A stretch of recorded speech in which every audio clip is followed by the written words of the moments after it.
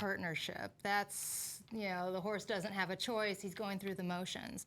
But you're never going to get the same performance from the horse or connection with them as you will when their mind is really soft, they're present, they're participating, They're like, oh, you're part of the herd, yes, you're dominant, and I'm happy to follow you. I'm willing to follow you.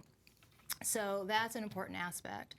On the ground and under saddle, asking them to move in a way that promotes balance, that, helps to condition their body correctly. So if you're riding and their head is, up, elevated in the wrong position, and their body is always in an inverted frame, then you're always going to be putting back strain on them every time you get on their back. Well, over a period of time, even though they're out in their pasture or they're hanging out in their stall, they're not resolving that problem. They're not going to physical therapy on the off day, the days that you're not on them, and fixing that, and it becomes a chronic problem.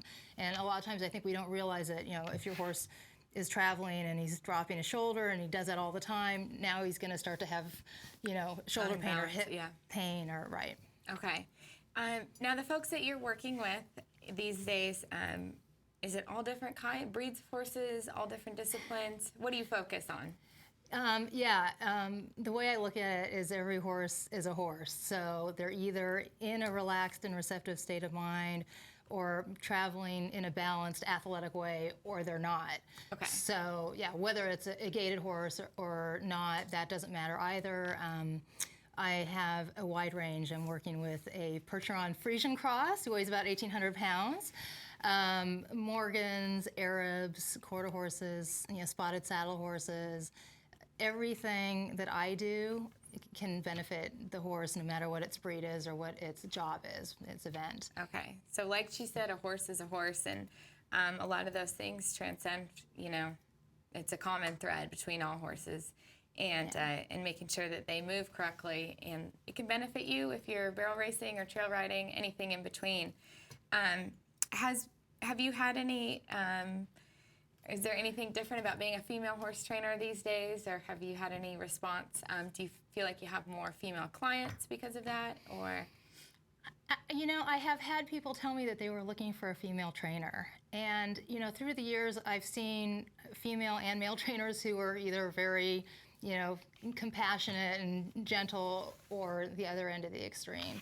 I think that there's that inherent quality of females to be more nurturing, and so perhaps I take advantage of that, and that has helped, to guide me on this path, of training. But I have had people who requested that, and so that might be something that that people find useful or valuable, in working with me and.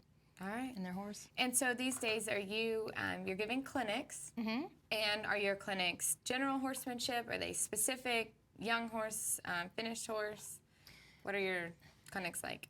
It's, the general horsemanship is always at the core of everything, because if we just go out and say, okay, let's, here's point A, let's just get to point B, without thinking about the impact it's having on the horse, then at some point we're going to get derailed because the horse is going to feel stressed. And we need to pay attention to what the horse is telling us. Okay. So with that in mind, usually my clinics begin with some groundwork, and I show people how soft their horse can be on the ground. I just use a flat halter, and a lead rope, and we teach the horse how to softly give to pressure. Just on the ground, and that's important for the horse, so that when we're putting pressure on a horse all the time. So the horse can either respond to that by being relaxed and releasing into that pressure, or he's going to brace against it and be resistant. So what a lot of people don't realize is how easy it is to get that horse to soften and how little pressure it really takes. So I introduce that concept on the ground using a flat halter. And then that carries over under saddle, and they usually end up being a lot lighter with their hands, and the horse becomes much more responsive, lighter to the bit, all those things that we're looking for, more responsive to leg, better transitions, all those things, because now the horse has the freedom to carry himself, and the rider is supporting him and not restricting him. Okay, learning how to be a better partner, increasing the partnership between you and your horse and enhancing it. That's what we're learning about today on Horse Talk Live. We have Dale Rudin, who's a horse trainer in Middle Tennessee.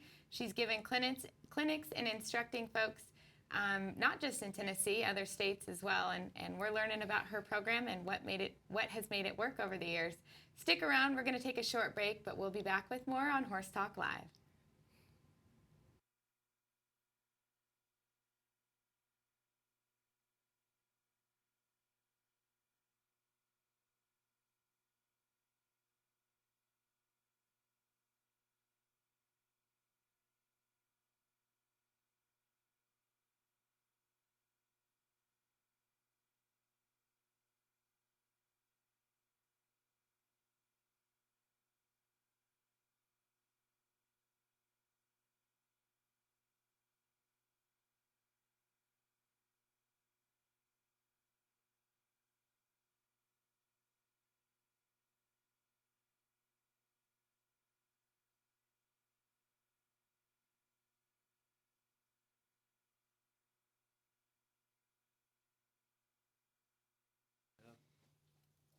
I think that's okay. Okay.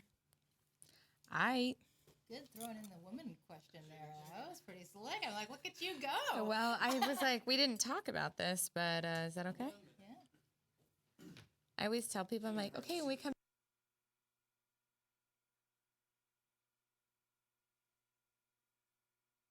Just trying to keep everybody on their toes. When we come back, yeah. Sorry for not acknowledging you. We'll talk about unnatural horsemanship and what that means. Okay. Okay. And then And then we'll there'll probably be use people like